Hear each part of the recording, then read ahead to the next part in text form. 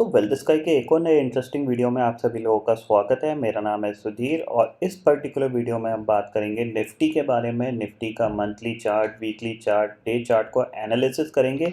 साथ ही साथ अंडरस्टैंड करने की कोशिश करेंगे यहाँ पे कि निफ्टी का ऑप्शन चेन का डाटा कैसा बना हुआ है और यहाँ पे मार्केट का प्राइस एक्शन जैसे कि नेगेटिव हो चुका है, तो अब यहाँ से गिरावट अगर आएगी तो वो कहाँ तक की आ सकती है, इस चीज़ को हम समझने की कोशिश करेंगे। तो जल्दी से इस वीडियो को स्टार्ट करते हैं डाटा पे और समझेंगे यहाँ पे कि निफ्टी का ऑप्शन चेन डाटा कैसा बना हुआ है और साथ ही साथ हम क्या अंडरस्टैंड कर रहे हैं कि निफ्टी का मंथली चार्ट, वीकली चार्ट और डे चार्ट पे किस तरीके का प्राइस एक्शन यहाँ पे बन रहा है और नेगेटिव प्राइस एक्शन जो हुआ है वो क्या वीकली चार्ट पे भी हो चुका है या फिर स्टिल अभी भी आपके डे चार्ट पे ही हमें दिख रहा है। तो इस चीज़ को हम अंडरस्टैंड करने की कोशिश कर रहे हैं। देखो यहाँ पे मैं कुछ आपको इम्पॉर्टेंट पॉइंट बताऊंगा रिगार्डिंग द प्राइस एक्शन, जो कि आपके काफ़ी ज़्यादा काम आने वाला है। चीज़ों को थोड़ा गौर से सुनिएगा और अंडरस्टैंड करने की कोशिश करिएगा, ठीक है। सबसे पहले हम चलते हैं ग्लोबल मार्केट पे। तो ओवर द नाइट डाउ के अंदर फिर आपको एक शार्प गिरावट देखने को मिली है। तो कहीं ना कहीं जो एक कह सकते हैं हम, अभी भी यूएस मार्केट की जो गिरावट है वो थम नहीं रही है। देखो over the night Dow Jones करीब 500 पॉइंट गिरा, नैस्डैक करीब 161 पॉइंट गिर के बंद हुआ है।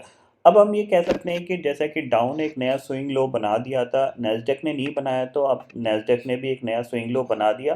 तो हो सकता है ये स्विंग लो को ही टेस्ट करने के लिए गया हो, क्योंकि आप देख सकते हो ये स्विंग लो था, ठीक है। ये कंटिन्यूसली ऊपर हॉल्ट कर रहा था बट अब इसमें गिरावट आई है, तो हो सकता है ये भी एक नया स्विंग लो बनाने के लिए गया।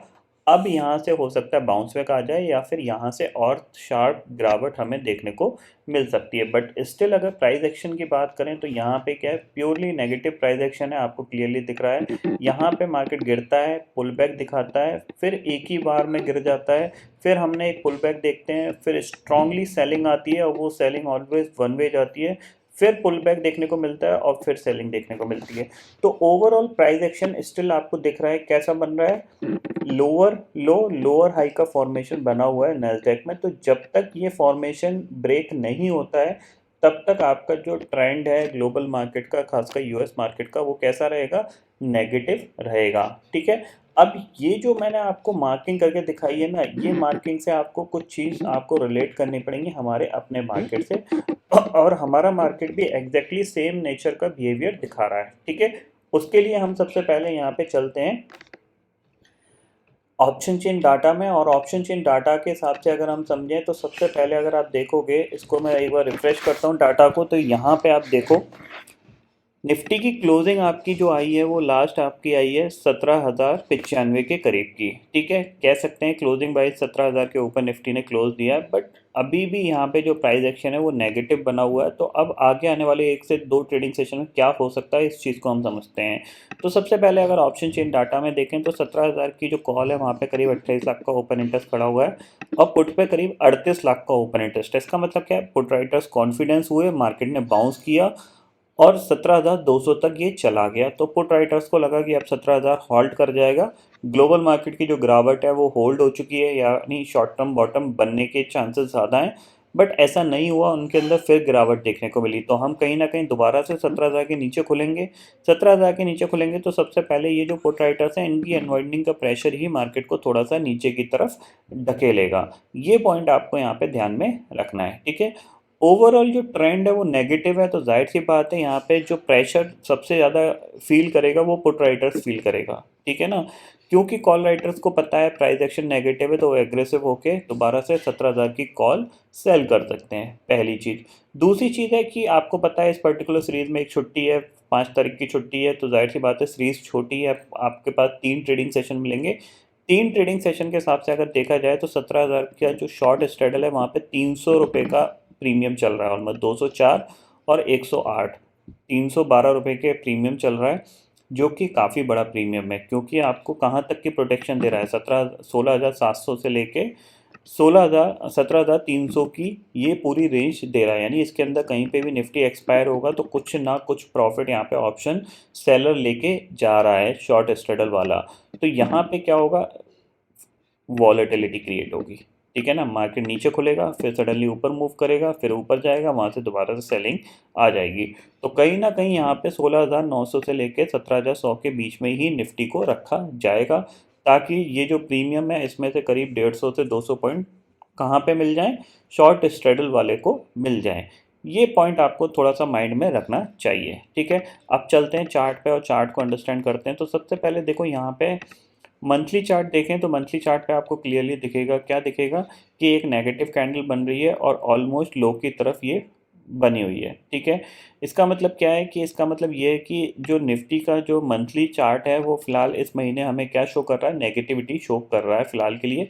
ये चीज़ आप क्लियरली समझ लीजिए, ठीक है। और ऑलमोस्ट ये मंथ क्लोज हो चुका है क्योंकि सितंबर मंथ की क्लोजिंग आ चुकी है। अब अक्टूबर मंथ है, अब अक्टूबर मंथ क्या यहाँ से फॉलो अप करेगा, यानी फॉलो अप कैंडल रेड बनेगी या फिर ये ऊपर जाने की कोशिश करेगा, ये पॉइंट हमें ध्यान में रखना है। बट फिलहाल हमें जो दिख रहा है वो एक रेड कैंडल दिख रही है, बट ये उतनी ज़्यादा बियरिश नहीं है जिसकी वजह से हम ये सोचें कि हमारा मार्केट बहुत एग्रेसिव होकर नीचे चला जाएगा, ठीक है। ये समझ लीजिए बियरिशनेस है बट उतनी ज़्यादा नहीं है जितनी कैंडल्स में दिखनी चाहिए, ठीक है। वीकली चार्ट पे चलते हैं। तो वीकली चार्ट पे अगर आप देखोगे तो वीकली चार्ट पे आपको यहाँ पे क्या देखने को मिलेगा, और ऑलमोस्ट यहाँ पे एक हैमर टाइप की कैंडल आपको दिख रही है, जाहिर सी बात है, ठीक है। तो क्या यहाँ से ऊपर मार्केट मूव करेगा? देखिए ऊपर मूव कर सकता है, डेफिनेटली कर सकता है, बट फिलहाल जो ग्लोबल मार्केट का जो इंडिकेशन है उसके हिसाब से मार्केट उतना ज़्यादा पॉजिटिव नहीं दिख रहा है, पहली चीज़। दूसरी चीज़, अगर आप वीकली चार्ट पे देखोगे तो वीकली चार्ट पे आपको एक ब्रेकडाउन मिल चुका है। अगर आप यहाँ से देखोगे, ये हमने मूवमेंट किया ऊपर, फिर हमने ये रिट्रेसमेंट किया, फिर हमने ये पुल बैक दिखाया, और फिर हमने ये गिरावट देखी है वीकली चार्ट पे। तो वीकली चार्ट के हिसाब से आपके पास जो ब्रेकडाउन लेवल था वो आपका लेवल है ये, जो कि है आपका 17,200 का आप मान के चल सकते हो, ठीक है। एग्जैक्टली कल का हाई भी यही लेवल था, यानी जब तक आप 17,200 के ऊपर क्लोज नहीं देते हो तब तक आप नेगेटिव हो, क्योंकि ये एम पैटर्न आपको क्लियरली दिख रहा है, एम पैटर्न का ये ब्रेकडाउन भी दिख रहा है। तो ये जो लेवल है ये स्ट्रांगली रेजिस्टेंस का काम करेगा।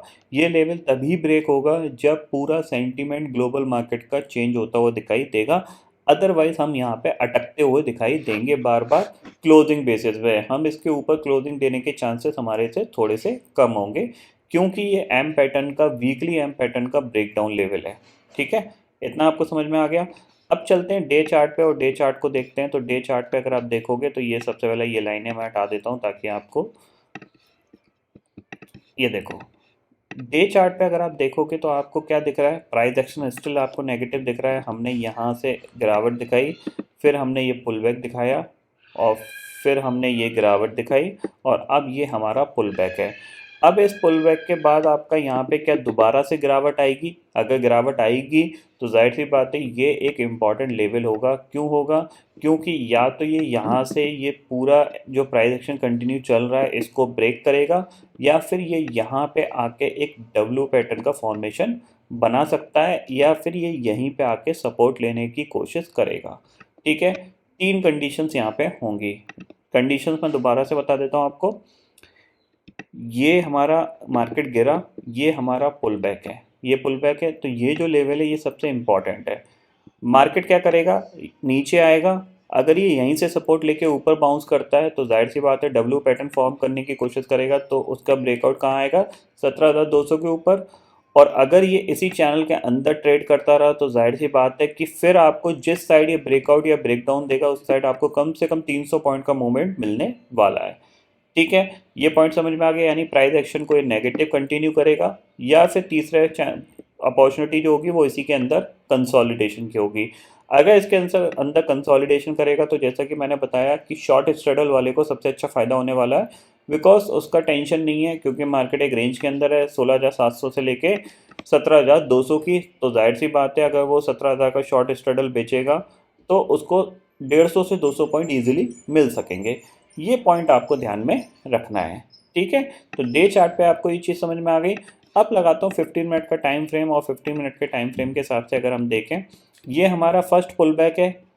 जब तक आप इस लेवल के ऊपर नहीं निकलते हो, ठीक है, तब तक आपको स्ट्रांगली कोई बाइंग नहीं करनी है, यानी 17,200 के ऊपर आपका प्राइस एक्शन थोड़ा सा पॉजिटिव होता हुआ दिखाई देगा। ये पॉइंट आपको ध्यान में रखना है। और 17,200 के ऊपर अगर क्लोजिंग आना स्टार्ट हो जाती है तो फिर हम प्राइस एक्शन को चेंज करते हुए भी दिखेंगे, यानी प्राइस एक्शन जो नेगेटिव है वो आपका पॉजिटिव की तरफ स्विच होता हुआ दिखाई देगा। जब तक ये लेवल ब्रेक नहीं होता है या इसके ऊपर हम क्लोजिंग नहीं देते हैं तब तक हम नेगेटिव ही यहाँ पे रहेंगे, भले इंट्राडे में कितना भी पुल बैक आ जाए।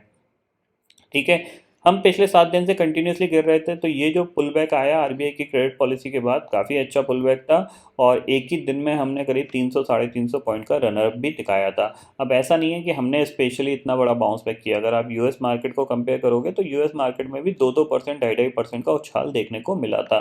खासकर वहाँ के S&P 500 और जो स्मॉल कैप इंडेक्स थे उनमें तो 3-3% का उछाल देखने को मिला था। ठीक है, तो ये मत समझिए कि हमने यहाँ पे ओवर रैली दिखाई थी, अभी भी स्टिल हम नेगेटिव साइड पे हैं। अगर 17,200 निकालेगा तो जाहिर सी बात है नेक्स्ट जो टारगेट है वो 17,320 का रहेगा और 320 निकालेगा तो 17,500 का रहेगा। 17,320 के ऊपर सस्टेन करेंगे तो प्राइस एक्शन पूरा चेंज होता हुआ आपको दिखाई देगा, ये पॉइंट आपको ध्यान में रखना है। ठीक है, तो अच्छा बाइंग का लेवल कहाँ है? 17,200 के ऊपर। अच्छा सेलिंग का लेवल कौन सा होगा? वो होगा आपके पास 16,950। 16,950 के नीचे सस्टेन करेंगे तो फिर हमारे पास दोबारा से सेलिंग प्रेशर यहाँ पे आएगा, वो आपको ले जा सकता है 16,750 और 16,750 टूटा तो नेक्स्ट टारगेट आपके पास 16,500 का रहेगा। ये पॉइंट आपको ध्यान में रखना है। अब ये क्यों रहेगा ऑलरेडी मैं आपको डे चार्ट पे समझा चुका हूँ। डे चार्ट पे क्या चीज़ मैंने समझाई है, यहाँ पे जब मैं ग्लोबल मार्केट की सिचुएशन आपको बता रहा था तो यहाँ पे क्या हो रहा था, यहाँ पे आप देख सकते हो मार्केट गिरा, पुल बैक दिखाया, स्ट्रॉन्ग सेलिंग आई, फिर पुल बैक दिखाया, फिर स्ट्रॉन्ग सेलिंग आई, फिर पुल बैक दिखाया, फिर स्ट्रॉन्ग सेलिंग। तो पूरी कंडीशंस में जब भी पुल बैक आया है वो पुल बैक किस में, गिरावट में कन्वर्ट हो चुका है, एग्रेसिवली गिरावट में कन्वर्ट हो चुका है। तो ये पॉइंट आपको ध्यान में रखना है कि मार्केट हमारा अभी नेगेटिव है और नेगेटिव साइड पर सेलिंग आएगी, इंपॉर्टेंट लेवल ब्रेक होंगे तो फिर मार्केट तेज़ी से नीचे जा सकता है। ठीक है, सेम चीज़ हमारे चार्ट पे बनती हुई दिखाई दे रही है। अगर आप डे चार्ट पे देखोगे तो ये लेवल आपको पता चल गए होंगे। अगर मैं सारे लेवल हटा दूं तो आपको यहाँ पे देखो, यहाँ से हम गिरे, ठीक है, पुल बैक आया, फिर जो सेलिंग आई वो शार्प सेलिंग आई, देख रहे हो आप, ये पूरा वन वे में यहाँ पे मार्केट गिरा। अब ये हमने पुल बैक दिखाया है, पुल बैक दिखाने के बाद हो सकता है दोबारा से शार्प सेलिंग आपको देखने को मिले। कहाँ तक मिले? 16,500, बिकॉज 16,700 बहुत इंपॉर्टेंट लेवल है, तो इसको ये इमीडिएटली यूँ नहीं तोड़ देगा, ये थोड़ा सा मार्केट नीचे आएगा, कंसोलिडेशन करेगा। इस कंसोलिडेशन के टाइम में, यानी जितने टाइम ये यहाँ पे कंसोलिडेट करेगा उतने टाइम में अगर ग्लोबल मार्केट इम्प्रूव हो जाते हैं, उनमें बाउंस बैक आ जाता है, तो फिर हम यहाँ से ऊपर निकल जाएंगे, यानी हम डब्ल्यू पैटर्न का फॉर्मेशन इस तरीके से करके ऊपर निकल जाएंगे। और अगर उनमें फर्दर गिरावट देखने को मिली तो फिर हम यहाँ से एक और बड़ा ब्रेकडाउन दे देंगे।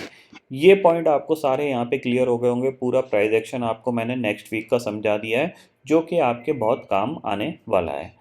ग्लोबल मार्केट की सिचुएशन मैं ऑलरेडी आपको बता चुका हूँ, जो कि करेंटली अगर आप देखोगे तो थोड़ी सी बिगड़ती हुई दिखाई दे रही है। अगर इंडेक्सेस फ्यूचर्स में जाते हैं तो SGX निफ्टी आपका 16,940 के करीब क्लोज हुआ था, यानी करीब 150 पॉइंट गैप डाउन हम खुल सकते हैं मंडे के ट्रेडिंग सेशन में।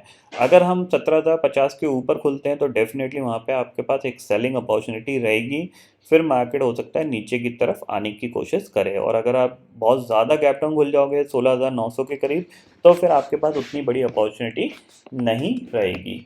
ये पॉइंट आपको यहाँ पे ध्यान में रखना है। ठीक है, तो आई होप दोस्तों ये पर्टिकुलर डाटा आपको समझ में आ गया होगा। दोस्तों फिलहाल इस वीडियो में इतना ही है।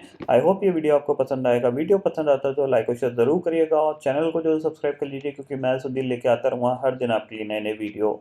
इसी के साथ शुक्रिया दोस्तों, जय हिंद।